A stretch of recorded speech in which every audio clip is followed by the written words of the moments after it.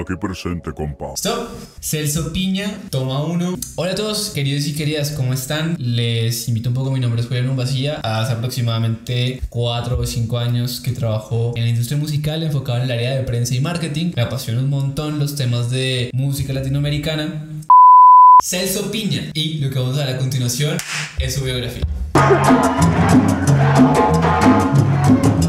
Es hijo de Isaac Piña y de Tita Arbizu, de padre talabartero y su madre era ama de casa. Celso Piña nace el 6 de abril de 1953, signo Aries, nacido bajo el año de la serpiente en el calendario chino. Es primogénito de una familia de 9 hijos, 4 hombres y 5 mujeres. Algo curioso es que Celso Piña nace en el 53, que fue el año donde se le dio el voto a la mujer en México, el 17 de octubre, pues no sé, dato coctelero ahí del momento. En su infancia se trasladó a La Campana, que es este barrio popular de la ciudad de Monterrey, que de hecho es el barrio donde se grabó Ya no estoy aquí. Los que no se lo han visto y las que no se lo han visto, les recomiendo la película, muy chévere, hay muchos guiños a Celso Piña. Y vamos a hablar de cómo Celso Piña contribuyó a que en los 2000, que es donde se ubica esta película, hubiera nacido este movimiento cultural denominado Los Colombians y todo lo que tiene que ver relacionado al movimiento sonidero. Quédense, vamos a hablar un poco de esto. Celso Piña desde muy joven empezó a trabajar y entre sus primeros trabajos fue como tendero a los 7 años de edad con uno de sus familiares. En La Campana le llamaba Resortes por lo inquieto, según dice Celso, y fue en La Campana, en ese mismo barrio, donde él empezó a nutrirse musicalmente y donde también desarrolló sus primeros trabajos. Empezó a conocer la música que lo influyó a lo largo de su carrera. Y luego oí un sonidero de esos así, de corneta arriba y todo eso. Los invitamos a que se vengan al baile, a todos los jóvenes y jovencitas. Una parte muy importante de la vida de Celso Piña es entender cómo fue que él se formó como músico y de dónde vinieron sus influencias. Resulta que en México empezó a crecer el movimiento sonidero, que databa de músicos, de selectors, de DJs, que estaban interesados en la música colombiana. Toda la música que venía siendo de los corraleros de Majagual, que en ese entonces estaba popularizando un montón. Andrés Landero, Aníbal Velázquez, Aniceto Molina. Y toda esta música vallenata penetró fuertemente en la cultura mexicana popular debido a los sonideros. De hecho, Celso conoció sus primeras influencias de la mano de uno de los sonideros más representativos de la época, llamado Murillo Henao, cuyo repertorio tenía pues a los cantantes de moda. En ese entonces sería Rigo Tobar, Javier Pasos, Mike Laurel, pero también otros artistas colombianos, donde estaba Alfredo Gutiérrez, donde estaban los ya mencionados artistas que se popularizaron con el movimiento sonidero. Fue ahí donde también en esa misma época Celso conoció a los Rolling Stones y a los Beatles, siendo y mencionando Celso en muchas entrevistas que dos de sus principales influencias musicales fueron los Beatles y los corraleros de Majagual. Creo que estaría muy bacano poder hacer un video sobre los sonideros. Si les trama, estaría chévere que me contaran y nada, pues hablamos un poco más a profundidad del movimiento sonidero en México, que a día de hoy todavía hay sonideros que se ponen camisetas de banderas mexicanas y colombianas y ponen cumbia colombiana y vallenato antiguo, así rebajado, pero bueno, para otro video. Resulta que toda esta cultura del 77, ¿ayudas con las cuentas?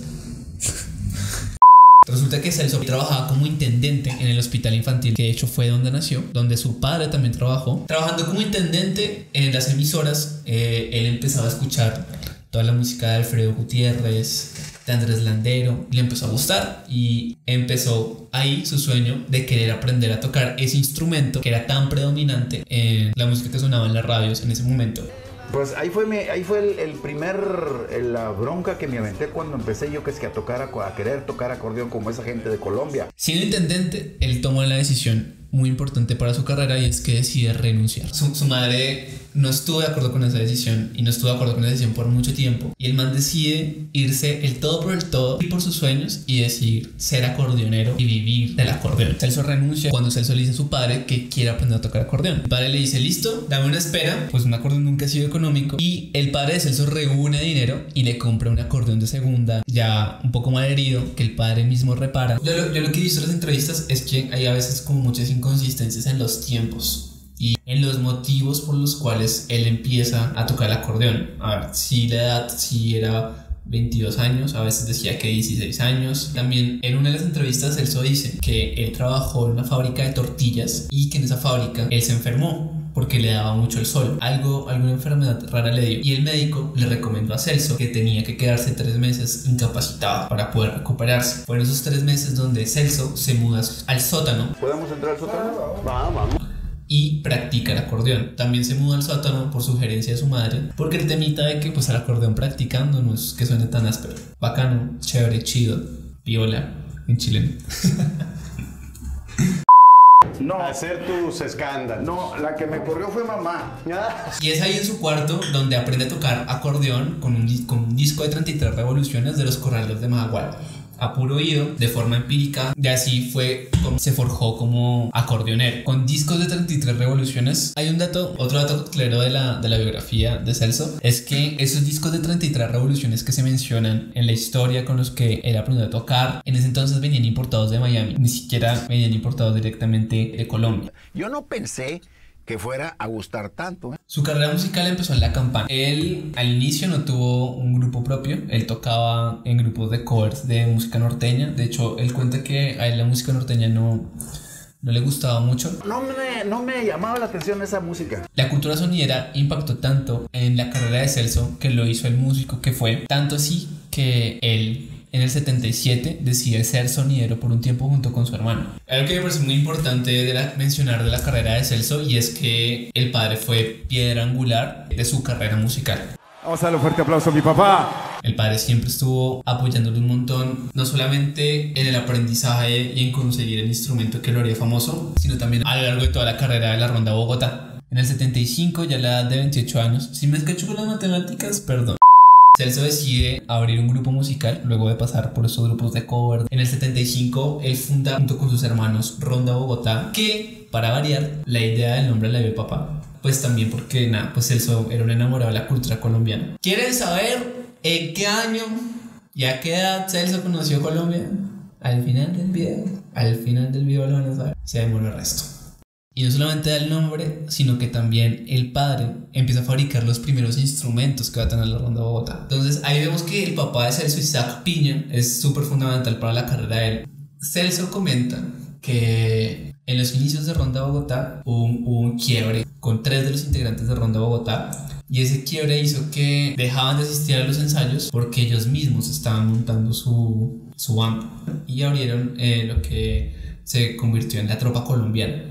Y nada, pues resulta que en 1980, después de un tiempo, ya Celso graba su primer disco llamado Ronda Bogotá, homónimo de Ronda Bogotá. Por ahí todavía se consiguen estos discos en venta en internet. Fue hecho en México por Discos Foriza, el ya extinto Discos Foriza. Ya luego de esto es La Manda, que se popularizó, fue como el primer hit que Celso pegó, que es un cover, adivinan, de Alfredo Gutiérrez. Ronda Bogotá, después de sacar su primer disco, en el segundo deciden sacar Celso Piña y Ronda Bogotá. Celso chiquito, Ronda Bogotá un poco más grande. Luego Celso Piña y Ronda Bogotá, hasta que ya terminó siendo Celso Piña y su Ronda Bogotá ya como la banda acompañante. Eso se fue dando naturalmente. Celso dice que fue un tema propuesto por el mismo sello, y pues algo chévere que él comenta es que dentro del grupo pues nunca hubo como rayos o algo así. Bueno, aquí nos vamos a pasar unos 5 o 10 años. Celso empieza a ser reconocido en México como el embajador de la cumbia colombo-mexicana. En los 90s, Celso dice que tuvo un estancamiento musical, y esa presión de ese estancamiento lo llevó a mirar nuevos horizontes para su música. Fue ahí cuando tiene un encuentro en México con Julián Villarreal, el que en ese entonces era bajista del Gran Silencio. Le comenta esta idea de realizar un featuring, un feat con el Gran Silencio, que en ese entonces estaban pegando con su canción del Chuntaro Style. Ya luego de esto, pues nada, Celso planean lo que será la conmemoración de sus 25 años de carrera, y para esto deciden hacer Barrio Bravo. Salió en el 2001, cogieron esa recomendación, esa charla que tuvo Celso con Julián Villarreal, y la llevaron a la consolidación del disco de Barrio Bravo con invitados estelares. ¿Por qué es importante Barrio Bravo? Porque ahí Celso hace un quiebre sobre la cumbia tradicional que él iba tocando y darle espacio a aires nuevos que se iban gestando en México, como los del Gran Silencio, por supuesto, y también de Control Machete. Control Machete, los de la canción de Comprendes Méndez, Comprendes Méndez. Cuando Celso propuso la idea de lanzar Barrio Bravo, Celso comenta que esta no fue una idea muy bien recibida por parte de los integrantes de la Ronda Bogotá y muchas personas creían que iba a perder su raíz. Y creo que Celso fue un visionario en eso y el man siempre ha tenido un dicho, aparte de aquí presente, compa, y es que música es música. Y pues bajo ese lema empezó ese nuevo horizonte musical que se abrió con Barrio Bravo. Yo creo que eso es lo que me ha dado el favoritismo ante la gente de que siendo un regio haga esto. La música es el idioma de Dios. ¿Qué pasó con Barrio Bravo? Tuvo músicos invitados muy importantes. En la producción del disco tuvo a Toy Selecta, que hoy en día Toy Selecta, ojalá veas esto. Sería muy chistoso que le... Pues Toy Selecta hizo la mezcla y la producción de este disco. Toy Selecta es una de las cabezas fundamentales de Control Machete. Actualmente es productor. Dentro de las colaboraciones que tuvo Barrio Bravo estuvo Pato Machete de Control Machete junto con Blanquito Man cantando Cumbia sobre el Río. Tuvo colaboración con Café Tacuba, Alejandro Markovich y por supuesto tuvo Al Gran Silencio. Este fue un granito. Este fue un granito que tuvo Celso al sacar este álbum de Barrio Bravo. Chévere escuchar Reina de Cumbias y Cumbia sobre el Río, por supuesto. Nada, de Cumbia sobre el Río hubo muchas sincronizaciones para cine. Sincronizaciones es que cogen la música, pues la ponen en el cine. De entre esas, Babel también lo llevó a salir en las pantallas de cine. Básicamente este disco Barrio Bravo lo catapultó al éxito. A partir de ahí empieza a hacer colaboraciones con artistas mexicanos de la nueva era de ese entonces. Julieta Venegas tuvo colaboraciones con Natalia Lafourcade, con Toto La Momposina, Lila Downs, Ana Tijoux. Sí, 2010. ¿Y eso cómo puede ser? ¿Cómo puede alguien tan influido por una música colombiana? ¿Sí has oído hablar todo de las ironías de la vida? Sí. Esa es una.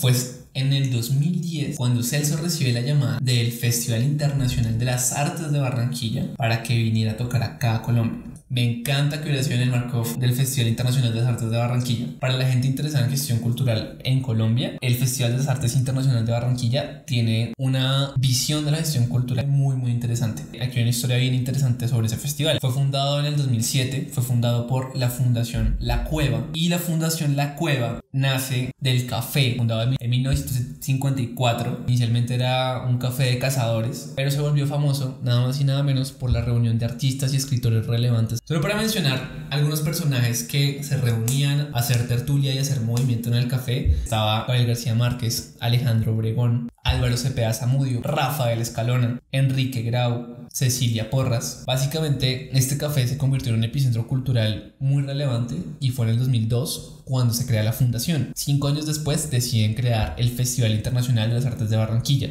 siempre con una idea súper disruptiva de cómo entender las artes y la cultura. Yo me enteré del festival porque en una charla sobre arte y cultura habían invitado a un boxeador, y desde ahí ya con solo eso los invito a que se pillen más sobre la historia de Fundación La Cueva y del Festival Internacional de las Artes de Barranquilla. Celso narra que a la llegada al aeropuerto lo recibe Alfredo Gutiérrez. Y nada, pues el artista que Celso estaba escuchando desde los 22 años, por el cual quiso aprender a tocar acordeón, fue en el 2010, después de tantos años, que llegó a Colombia y llegó recibido por el maestro que lo invitó a entrar en el movimiento de la cumbia. Celso recuerda mucho esta bienvenida al país. Fue tanto así, Celso de hecho se inspiró en la visita que hizo a Colombia en el 2010 para escribir la canción El Viaje, que se publicó en el álbum Aquí Presente, compa, del 2014. Que él no iba a pisar el país que definió su composición musical hasta no ser invitado a tocar en el país. Hablando de Gabriel García Márquez, ¿cierto? Haciendo conexiones, ellos se conocieron el 2 de septiembre de 2003, cuando Gabriel García Márquez tuvo una visita al Museo de Arte Contemporáneo de Monterrey. Quien organizaba ese encuentro le avisó a Celso que Gabriel García Márquez efectivamente iba a estar y lo invitó a tocar. Fue cuando él estaba tocando que ingresó García Márquez, se sentó, se quitó el chaleco y empezó a bailar. Justo cuando Gabriel García Márquez empezó a bailar, pues todo el auditorio se le unió y al final Celso y García Márquez alcanzan a cruzar unas palabras. García Márquez le pide que toque la madre de todas las cumbias, a lo que él denomina la cumbia sampuesana, compuesta por el autor colombiano Joaquín Betín. Hay un documental muy chévere donde mencionan la historia de la cumbia sampuesana. Se los dejo ahí en la caja de comentarios o acá en las etiquetas. Alejandro Sea fue el último manager de Celso Piña, que fue cofundador de La Tuna Records, casa de management y booking de Celso desde el 2008. Aunque La Tuna Records y Alejandro Sea ya habían trabajado antes con Celso cuando grabaron las versiones en vivo del álbum de Barrio Bravo. Para las personas que estén interesadas en saber más sobre La Tuna Records, les dejo el enlace de la casa de management y booking de Celso en la caja de comentarios. Actualmente La Tuna Records maneja a Pato Machete, a The Guadalupe, a La Ronda Bogotá y a Trono Mob, que es una banda de hip hop. Celso siempre decía que él, aparte de su pasión por la música, él tenía una gran pasión y era ser veterinario. Desafortunadamente Celso muere de un paro cardíaco el 21 de agosto de 2019. Quien confirmó la muerte de Celso fue Alejandro Sea, manager de él, a través de un comunicado de prensa. El Congreso de Nuevo León se ha pronunciado públicamente para hacer una estatua en honor a él, posiblemente que esté ubicado en el barrio La Campana. Celso nos deja con una producción discográfica en total de 30 lanzamientos, con la posibilidad de un disco póstumo, según lo anunció su manager Alejandro Sea recientemente. En lo personal, Celso es un músico que influyó a querer tocar acordeón. Un músico que inspiró a muchas generaciones, a una camada de nuevos músicos en México. Su terquedad por querer tocar la cumbia colombiana en una tierra extranjera lo hizo el músico que es hoy en día.